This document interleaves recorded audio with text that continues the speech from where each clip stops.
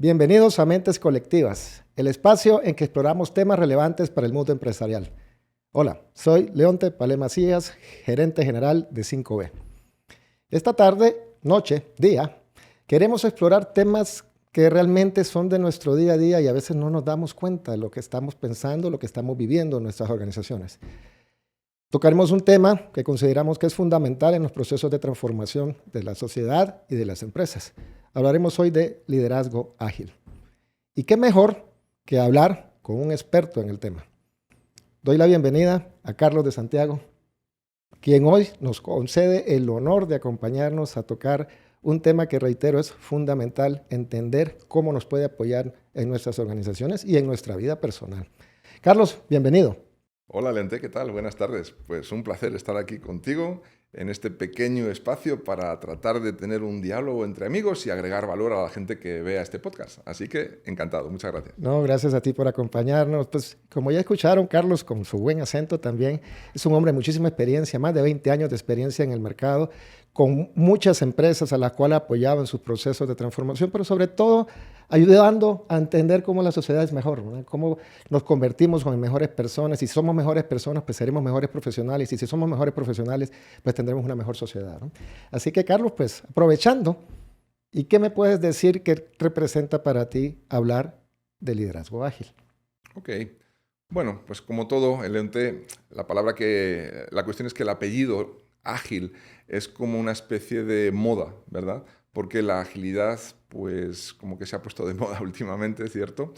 Y lo que a mí me gustaría comentar en ese respecto es que el liderazgo ágil es ser más consciente de la necesidad actual de las organizaciones y de los líderes, de la adaptabilidad y la flexibilidad ante esta economía y este mundo tan cambiante en el que nos está tocando vivir en estos momentos. Así que el liderazgo ágil yo lo definiría como la forma de liderar en un mundo en constante evolución.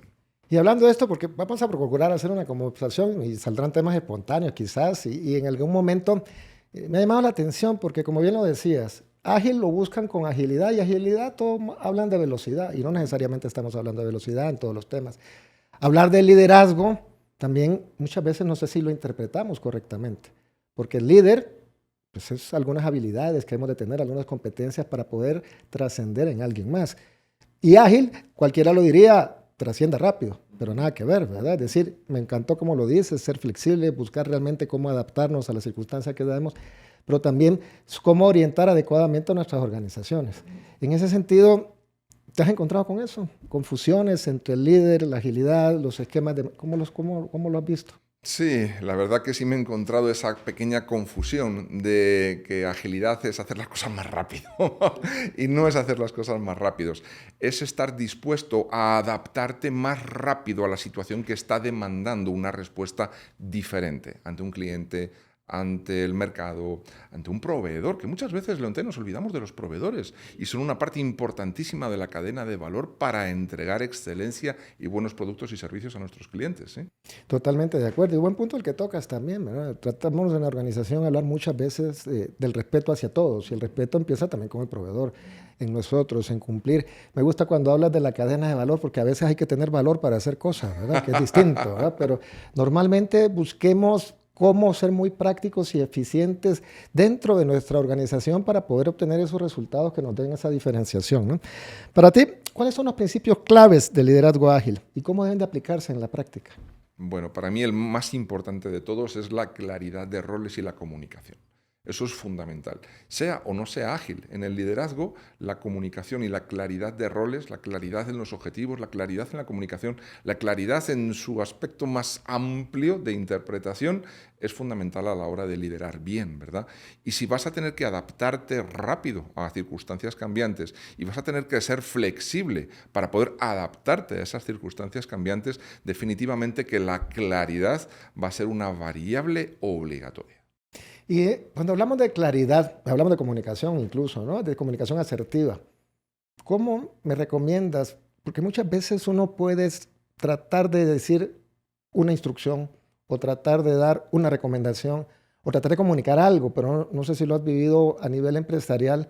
Es como las personas, como las familias. El principal problema que tenemos en toda organización o en las familias es la comunicación.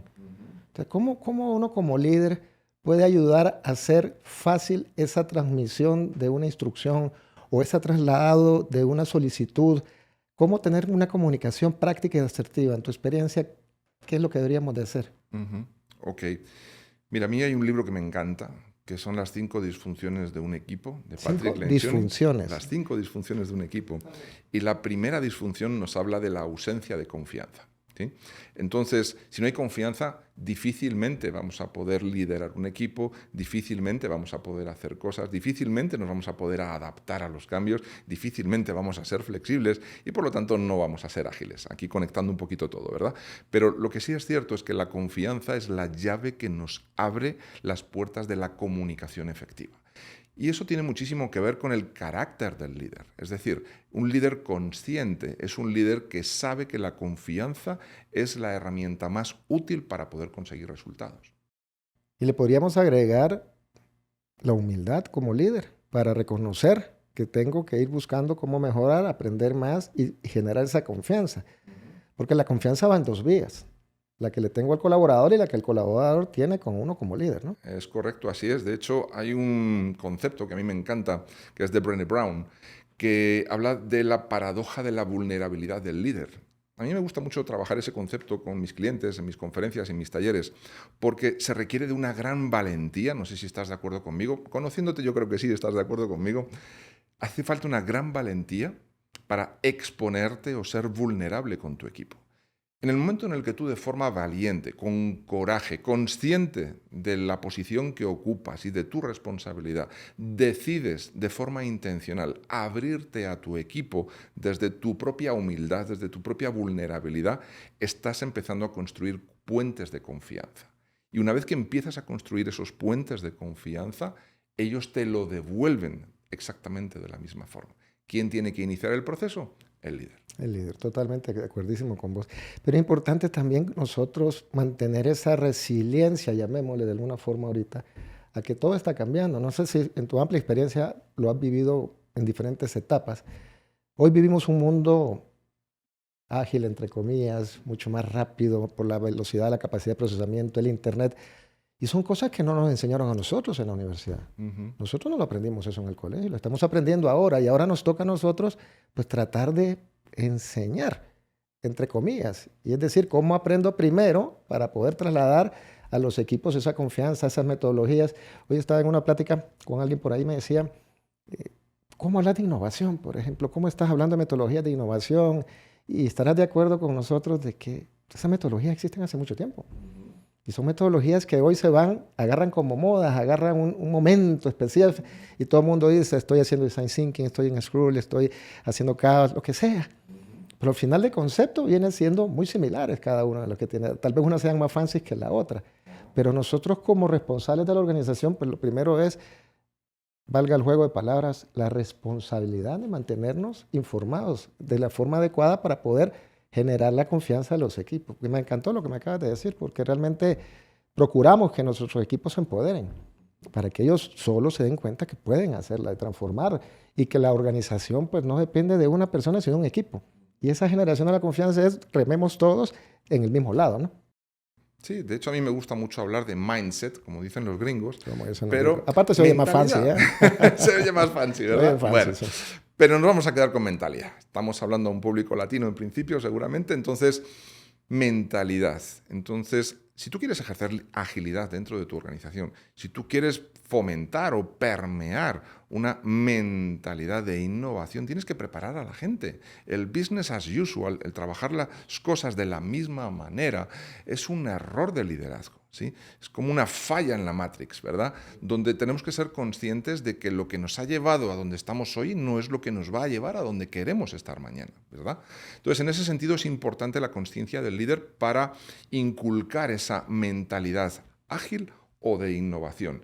Y la de innovación a mí me gusta resumirla como proponernos fallar para aprender rápido, parte de la agilidad, para poder incorporar esos aprendizajes a nuestro portafolio de productos o de servicios, ¿sí? Eso es la base de la innovación, estar dispuestos a fallar. Pero estar dispuesto a fallar, y te cuento una anécdota. Hace poco en una de las empresas del grupo tuvimos una circunstancia interesante y alguien me dijo, se cometió un error. Y alguien me dijo, pero si usted nos insiste que tenemos que aprender a cometer errores. Pero una diferencia muy importante es un error intentando hacer las cosas y la otra ser negligente, ¿verdad? Ajá. Y la negligencia sí se tiene que reprender en el buen sentido porque hay que saber, a mí no me gusta la palabra castigo, a mí me gusta la palabra sugerir, aprendamos de lo que nos equivocamos. Pero no es que por querer hacer algo no me puedo equivocar, si me equivoco me corrijo, pero otra cosa es, la estoy regando en el buen sentido de la palabra por negligencia, por omisión. Son dos mundos diferentes que a veces lo adaptamos la circunstancia a la comodidad de mi interés, ¿no? Ajá, Y eso es algo ajá. que realmente sí me llamó la atención porque me lo dijeron así. Si usted nos dice que nos podemos equivocar, sí, pero hilo delgado, ¿verdad? O sea, quiere decir, tenemos que buscar cómo captar y reconocer esas habilidades que debemos tener. Y me gustaría preguntarte eso, ¿qué habilidades debemos de ir aprendiendo para realmente ser líderes ágiles y poder transmitir esa confianza a nuestros equipos? Bueno, como hablé antes, la parte de adaptación y de flexibilidad es fundamental, pero no basta con que solamente lo tenga el líder. Va a tener que contribuir, aportar su granito de harina para que su equipo tenga los recursos y las condiciones y las herramientas para que se puedan comportar como tal. Por supuesto, el líder es el que tiene que dar el ejemplo para todo. Si tú ves que tu líder es la primera persona que no es flexible con ciertas cosas y que le cuesta muchísimo adaptarse, perdón, pero yo ya he aprendido hace muchísimo tiempo que la gente hace lo que ve, no lo que se le dice que tiene que hacer. Por lo tanto, el líder tiene que ser mucho más consciente para querer enseñar a su equipo los comportamientos que quiere o necesita ver en ellos. Entonces, el modelado de esos comportamientos va a ser fundamental por parte del líder, sobre todo enfocados, hablando de agilidad, en adaptación y flexibilidad. Cuéntame una cosa, pero también empieza todo con que el líder primero quiera, ¿verdad? Porque si alguien no quiere, por más que le metas en la cabeza, pues nunca va a caminar, ¿no? Igual pasa con los equipos de liderazgo o líderes de área que debe tener cualquier organización, pues también tiene que empezar en querer. Porque también uno en algún momento puede pensar que le quiero dar ese aprendizaje permanente al equipo, quiero que todo el mundo sea mejor como organización, pero si la gente no quiere, pues también hay que tenerlo con esa transparencia, ¿no? El que no quiere, pues no cabe dentro de la organización, por más esfuerzo que le des, ¿verdad? Y a veces cuesta entender esa parte, y cuesta entender porque también en los modelos, seguro que te lo has encontrado, mucha gente te diría, con lo que nos acabas de comentar, pero si he llegado hasta aquí, haciéndolo como yo lo sé hacer, ¿por qué tengo que adaptarme a otra cosa? Pero lo dijiste muy bien, porque de aquí en adelante es otra cosa lo que estamos viendo, es otro mundo, es una realidad diferentísima la que estamos viviendo. Pero ¿cómo hacer con este tipo de personas también? Pero que existen muchísimas. Lo acabo de ver en otra plática, que me decían, no, pues si mi empresa es altísimamente exitosa, pero él está pensando en sucesión generacional, entonces sí, pero hasta acá. Y ahora que empezás a hablar de gobernanza corporativa, de gobernanza familiar, empezás a hablar de habilidades, pues tenés que saber soltar a las personas. Y vuelvo a insistir que creo que tiene que ver mucho con la humildad de que podamos aceptar que tenemos que cambiar, que seguir mejorando, que seguir aprendiendo. Y pues también la humildad que lo que no funcionó hasta aquí no necesariamente va a funcionar a futuro. Ojo, que podrían funcionar algunas cosas, pero no necesariamente todas. Porque alguien me hablaba también hace unos días, ¿no? Si todo el mundo habla de las modas, de ser líder, y ojo que no todo el mundo es líder, pero sí se puede aprender. Y se puede aprender generando las habilidades y otra vez queriendo aprender.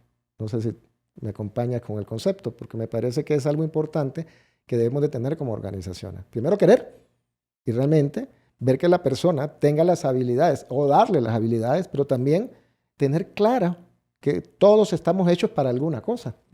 Porque no todos están para hacer de todo. Si no te imaginas que todos fuéramos emprendedores, ¿quién consume? Si todos fuéramos consumidores, ¿quién produce? Entonces, en ese sentido me parece que hay cosas que nos pueden ayudar a tomarnos a veces una pastillita que nos gusta usar mucho, que es la pastilla Ubicatex, ¿no? ¿De qué manera podemos hacer realmente mejor en nuestras empresas, empezando por nosotros mismos, buscando cómo mejorar cada día? Y si somos mejores personas, pues realmente mejores humanos, mejores profesionales. Mira, cuando estamos cambiando, me encanta lo que acabas de decir y me has recordado algo bien interesante. Estamos hablando de gestión de cambios, ¿verdad? Cuando tú quieres liderar a un equipo para que sea más adaptable y más flexible, lo que estás es liderando un cambio, estás gestionando un cambio. Pues es un cambio de mentalidad, como decía antes, ¿verdad? Entonces, en ese sentido es bien importante saber que aunque el reto sea organizacional, el verdadero cambio solo sucede a nivel individual. Es decir, pasa por las personas. Cuando de repente somos conscientes de esta gran verdad, manejar los cambios se vuelve un camino más fácil, más sencillo, con menos curvas, ¿verdad? Y con más rectas. Hay algo bien interesante que a mí me gusta compartir con las empresas que me piden que les hable acerca de gestión del cambio. Y es un pequeño modelito basado en las necesidades psicológicas básicas de las personas. Yo le llamo el modelo DAR, para que no se nos olvide lo que tiene que estar constantemente dando un líder a las personas que lidera. La D significa desarrollo. Preocúpate por mí. La A significa autonomía. Confía en mí. Y la R significa relevancia. Hazme brillar. Con esta pequeña formulita podemos escalar el Everest, Leonte. No, y me encantó, ¿no? Y aprendamos a dar. Y nosotros también. Me encantó. La verdad que me encanta por eso. Y siguiendo lo que me acabas de plantear, ¿cómo le podríamos dar a nuestra audiencia algún ejemplo? Un ejemplo de empresas exitosas buscando el concepto de liderazgo ágil. ¿Qué nos podrías contar en eso? Ok. Bueno, el liderazgo ágil está basado en querer trabajar con esa mentalidad. Una vez que tienes la mentalidad, el camino se allana muchísimo. Ejemplos. Pues mira, Netflix, por ejemplo, trabaja bajo esta mentalidad ágil. Virgin trabaja bajo esta mentalidad ágil. Google trabaja bajo esta mentalidad ágil. Y en entorno financiero, por ejemplo, no sé si conoces a los de ING Direct, ¿sí? El banco naranja, que lo llaman, ¿verdad? O el BBVA, por ejemplo, en España. Son dos bancos que ya están trabajando bajo esta mentalidad ágil. El resto es historia, no hay más que ver las noticias y los artículos. Excelente, porque la verdad que sí se puede.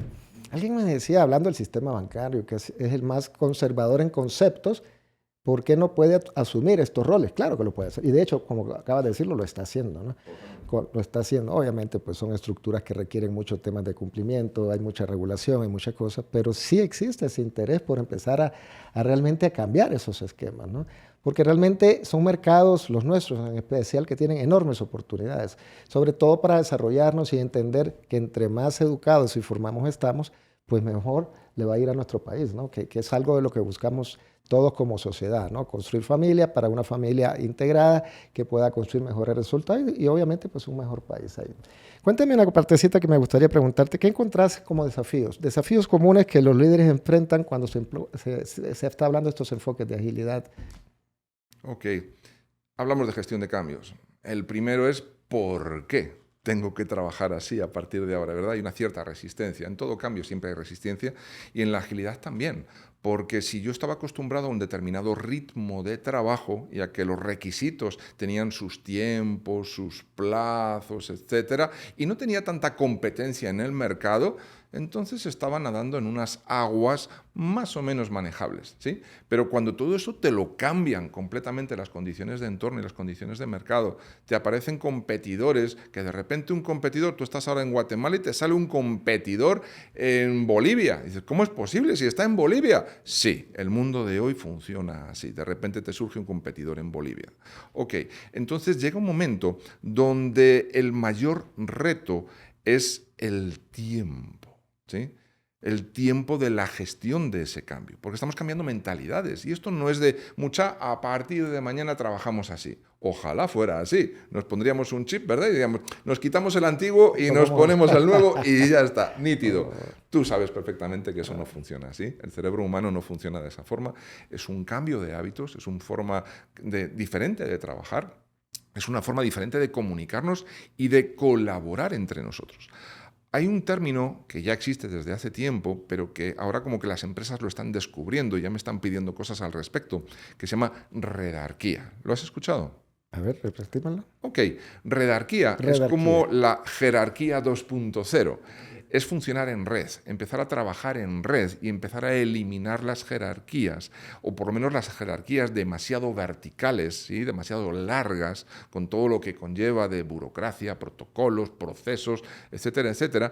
Porque si tú agarraras la típica matriz de Eisenhower y empezaras a cubrir ahí importante y urgente, el último cuadrante, el de ni importante ni urgente, Yo creo que lo llenábamos antes que los anteriores, pero tenemos que ser conscientes de qué cosas nos están funcionando y cuáles no, porque ante un liderazgo ágil y para responder con la velocidad que el mercado te está solicitando, definitivamente que vas a tener que ser mucho más eficiente en tus procesos. Excelente, me encantó el concepto de redarquía. Ojo que no es de redes sociales, ¿verdad? No. Estamos hablando de todo el concepto de cómo trabajar e integrar nuestros equipos y cómo buscar la contribución. Y aprovechando esa palabra, ¿cómo podemos nosotros para fomentar esa cultura de colaboración entre los equipos, que puedan seguir experimentando, que se vuelvan realmente eso, un equipo que colabora? ¿Cómo podemos orientarnos a que los equipos entiendan eso sencillo? Okay. Aparte de la confianza que lo dijiste al principio, ¿no? Totalmente. Mira, las empresas que ya se han atrevido a hacer experimentos en este sentido, lo que están haciendo es tener claro que las unidades como áreas funcionales, valga la redundancia, no funcionan. Las áreas tienen que estar enfocadas a entrega de resultados. De repente tienes a un responsable de recursos humanos en un equipo funcional de proyectos para cumplir y entregar los resultados de un determinado proceso en la empresa. Entonces hemos ido de la descentralización a la centralización con modelos diferentes de gestión de empresas y de negocios del siglo XX, ¿verdad? Y ahora estamos como que volviendo un poco de aquella manera a volver a descentralizar. Pero es una descentralización que exige autonomía, ya lo dije en el modelo DAR. Entonces, si tú no tienes confianza en la gente y la gente no tiene confianza en ti, el modelo de redarquía es imposible que funcione. Porque la autonomía, igual que en la agilidad, casi que es el ingrediente imprescindible para que ese plato sepa rico. Es importante entender algunos temas. ¿Te acuerdas hace muchos años que había un proyecto especial y agarraban un grupo de las diferentes áreas y les decían, ustedes todos van para este proyecto? Y olvídense todo lo que estaban haciendo. Hoy le hablamos células a eso, ¿verdad? Y empezamos a armarlos por acá, por allá. Pero realmente, coincidiendo con lo que acabas de decir, no necesariamente se vuelve algo eficiente. Puede ser que se vuelva una descentralización que haga burbujas descentralizadas.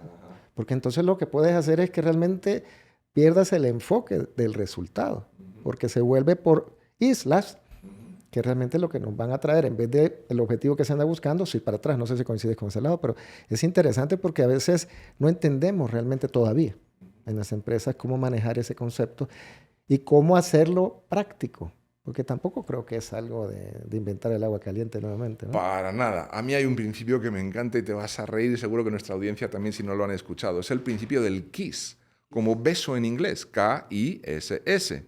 En inglés significa keep it simple, stupid. En chapín sería no compliques la vida. Totalmente de acuerdo. Y nos encanta complicarnos la vida. Y nos encanta complicarnos la vida, efectivamente. No, la verdad que me encanta ese cierre que acabas de hacer porque realmente aprendamos a ser simples. Y si no, hay muchas historias de éxito, ¿verdad? Y muchos eslogan que vemos en la industria que es manténlo simple. Hazlo sencillo y un buen trabajo puede ser algo muy simple, muy bien hecho, sobre todo cuando las cosas se hacen con cariño, haciéndolo bien, como tratamos de trasladar a todas nuestras empresas siempre diciéndole, la única forma de hacer las cosas es hacerlas bien hechas. Y entre más simples las hagamos, pues realmente podemos obtener mejores resultados todos y cada uno de nosotros. Y eso se llama excelencia, que se nos llena la boca de hablar de excelencia y es tan sencillo como lo que acabas de decir. ¿Y cómo se mediría entonces el éxito del liderazgo? ¿Cómo decimos esta realmente está dando los resultados? ¿Cómo nos sugieres que se mide ese éxito? No solo en número. ¿Cuál sería una sugerencia para poder realmente decir, vamos en el camino adecuado midiendo el éxito que se está obteniendo en esta gestión del cambio? Ok, yo tengo claro que existen 5 niveles de liderazgo. Esto no es mío, es de John Maxwell, que es mi gran mentor. Y esos 5 niveles nos hacen recordar que pasamos por todos ellos y deberíamos aspirar a llegar a los 2 últimos. El primero es el nivel jerárquico. A todos nos dan alguna vez la oportunidad de liderar personas, es decir, nos dan una silla, nos dan un escritorio y nos dan la oportunidad de mandar o liderar. La elección es tuya, ¿sí? Bueno, ese es el primer punto, el nivel jerárquico. Si quieres trascender el nivel jerárquico, que no es necesariamente malo porque para las crisis y para las emergencias se utiliza el nivel jerárquico, pero en un entorno corporativo, si quieres trascender el nivel jerárquico, te tienes que ir al nivel de las relaciones, que es donde vuelve a surgir el tema de la confianza que hablábamos antes, ¿verdad? La gente tiene que hacer las cosas porque quiera hacerlas, no porque tenga que hacerlas, que es el concepto del nivel jerárquico. El siguiente nivel es el nivel 3, que es el de enfoque a resultados. La gente de repente confía en su líder, confían entre ellos y entonces se alinean para el logro de resultados. Entonces la gente hace las cosas por lo que somos capaces de lograr juntos. Ese es el espíritu del nivel 3. El nivel 4 es cuando estás haciendo muy bien el 2 y el 3 y entonces te enfocas en desarrollar a las personas. Entonces, la gente hace las cosas por lo que tú puedes hacer por ellos. Te estás preocupando por su futuro profesional, porque sean mejores personas y por abrirles oportunidades dentro de la empresa, ¿sí?